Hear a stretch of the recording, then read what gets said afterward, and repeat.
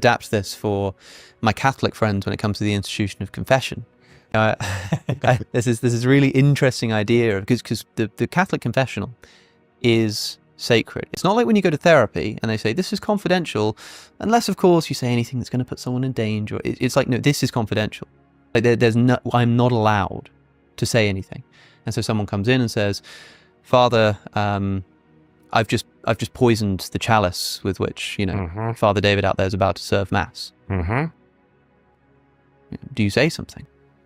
And I think for the Catholic, they are committed to the view of saying, actually, no, the priest would have to let that happen, because otherwise it would require breaking the seal of the confessional. I mean, even if you sort of burst out of the room and you run over there and you knock over them and say, no one drink it, right? You've given away information that you've obviously just learnt in confessional, which is also not allowed.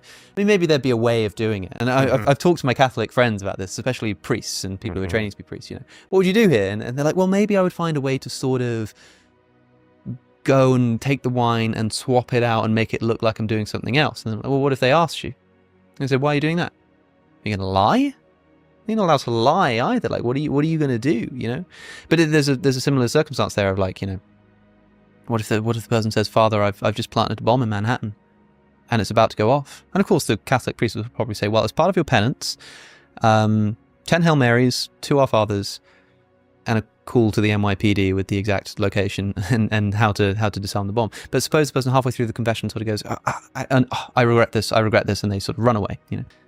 I think a Catholic is committed to this counterintuitive position of saying, as weird as it seems, the right thing to do here, because we have our principle, and a principle's only a principle when it's tested, is that, yeah, we let that bomb go off. Now, we can take umbrage with that, because we could say that maybe the Catholic confessional is wrong for that reason. But in this case, maybe that's a more reasonable example.